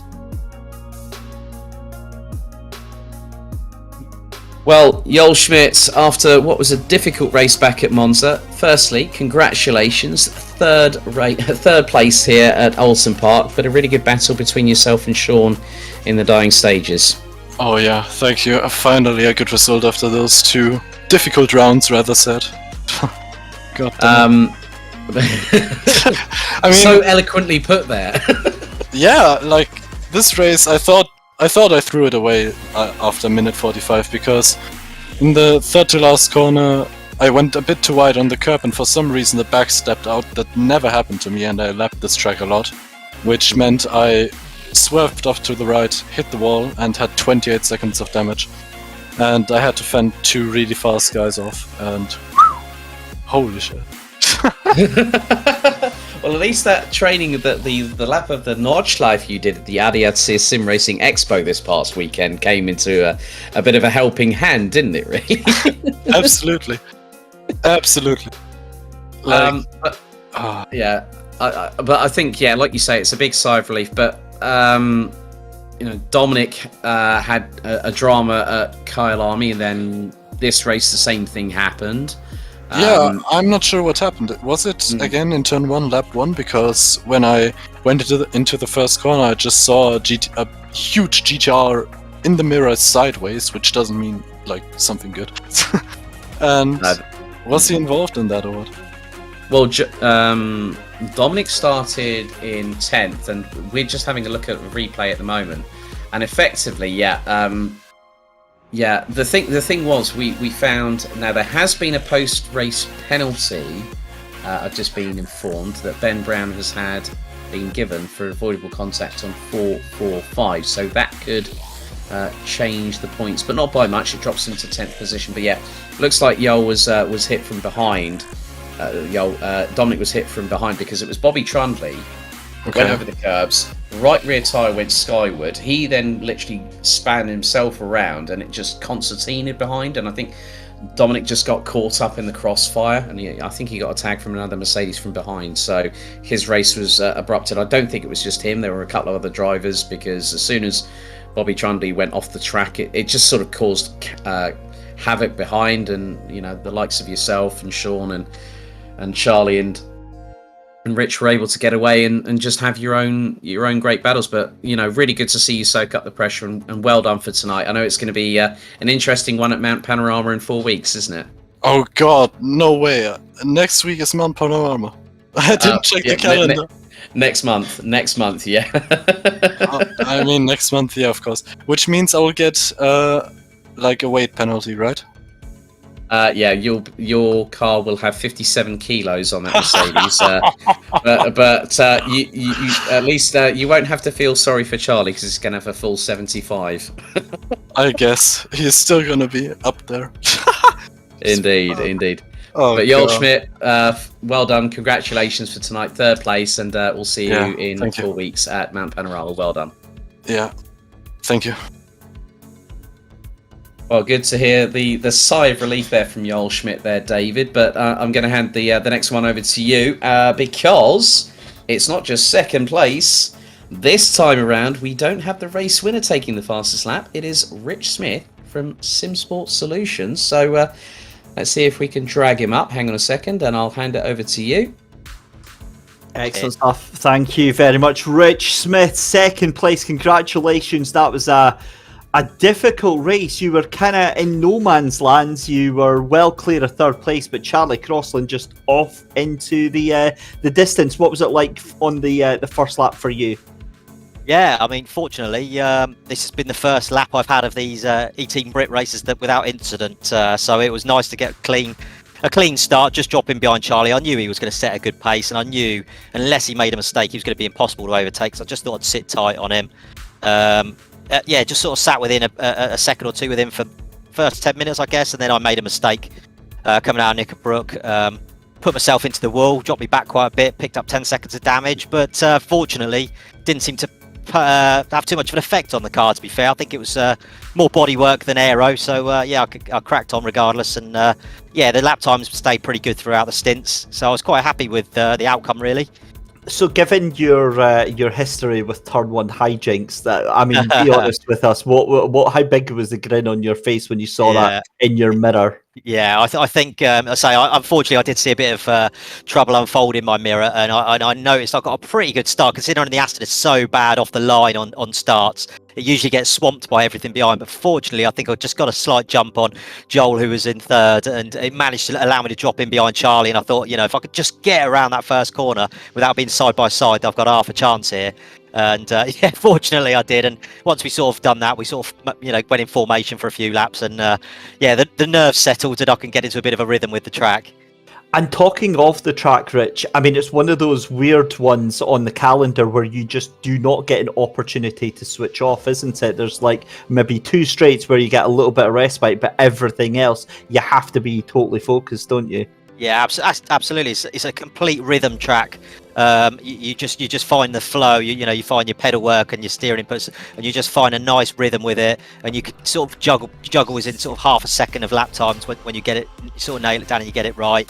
If you struggle with the track at any time, then you will struggle in a race just to keep it on the track. So yeah, it was nice to find a rhythm early on, and just coast on through. As I say, once Charlie had disappeared and I'd had that contact with the wall. Later on, that's the first stint before the first pit stop. I could see I was still pulling quite comfortably on third and fourth by sort of half a second to a second a lap. I thought, this is it now. I'm not going to put myself under any pressure to do any stupid things with back markers. I'm just going to try and get home. And certainly on the last lap, I could see 2 guys fighting for position. I just backed off and thought, well, I've got the time. I'm just going to leave them to it. I just want to get home after the first couple of races. Nice just get a good result. A wise decision. Now, given that you're going to have a big chunk of ballast coming up for Bathurst in our next round at Mount Panorama, the Aston Martin, I mean, it's not exactly a light and nimble car anyway. How do you fancy your chances at the mountain? No, I've got a track record of being very good on a single lap there and qualifying very high, but being pretty poor on the consistency front there. So it's either going to make or break me. I think this extra weight, it might give me some more stability. It might and actually force me to slow down my pace a bit. Just try and make my way through the field slowly and hope other people come into trouble.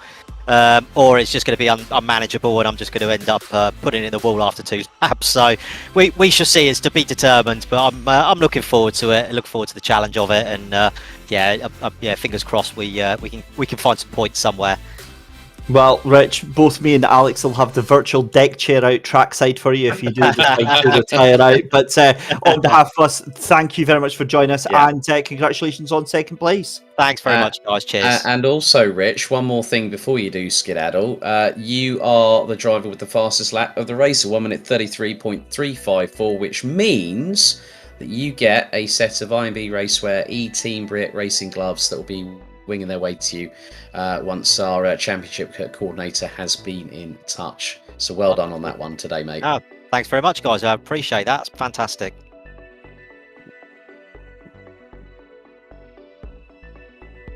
Right, so I think without further ado, he might be the shy and silent type, but we'll bring him in. Charlie Crossland is here with us. Charlie, good evening. Mate, can't believe it. A 12-hour race yesterday at Simply Race. You win that with Jack Ashton and Sean Arnold, and then you come along here, put it on pole, and win by nearly 16 and a half seconds, and that extends your championship lead going into Mount Panorama. You must be feeling pretty good after a good weekend. Yeah, it's not too bad. My wrists aren't really feeling as good, but yeah. I think it was all about getting that start initially, and we saw that Rich had a bit of a. He admitted quite openly that he had a bit of a bog down in the start. Knew it wasn't going to be as rapid off the line, but we were both sort of like, myself and David were thinking, yeah, well, considering the performance that you put in yesterday, you brought the car home at the end of the first round of the Simply Race Endurance Series, and you literally have just gone on a tear once again like you did yesterday. I thought, yeah, I can do that. I mean, it's quite. Sometimes when you're in that rhythm, it's quite easy to just keep that mindset, isn't it? Yeah, I mean, I love Oulton. Oulton's my favourite track in the game. So coming back to Oulton after the 12-hour race wasn't so bad. And what are your thoughts going into Mount Panorama? You're going to have a full load of ballast on that, 75 kilos, one of the most fearsome circuits in GT3 racing. It's not going to be an easy thing to do, wrestling a big old beast like the Mercedes around there with a whole load of ballast on it. I don't know, because skill level at Bathurst is quite huge. You're either good or you're really bad. So it could be a good race or it could be terrible. And if I'm mid-pack, and it's easy to crash at Bathurst. So if I'm mid-pack, I could be also in the pits for however long. So, yeah. But Charlie, well done, congratulations. Third different winner from 3 different races. Good luck, and we'll see you in 4 weeks' time at Mount Panorama, buddy. Thank you. So that really rounds out the interviews. I think the biggest sighs of relief came from both Rich Smith and Joel Schmidt, both on the podium for the first time. So that now means that we have 3 different winners. Charlie Crossland, David, is the only driver out of the 3 rounds so far that has been on the podium in at least 2 of the 3 races we've had so far. Yeah, and that in itself speaks everything that you need to know about this season so far. I mean, he really is setting himself up as to be the man to beat this year. And I mean, it's difficult to look past him for Mountain Panorama. That is going to be one heck of a race, Alex. It is indeed. So a big thank you to you all for watching. Thank you for joining us at the virtual recreation of the Oulton Park International Circuit, based in Little Budworth in Cheshire, not too far outside of Chester Town Centre, but the tune of about 8 miles. But you can join us back again for all the fun and frolics for round 4, the halfway point of the season, where we go to a land down under as New South Wales and the iconic site of the mountain, Mount Panorama, beckons for round 4 of the championship. Charlie Crossland leads the way, but will he be toppled at the precipice of the mountain in 4 weeks' time? Thank you for joining us. Good night. See you very soon.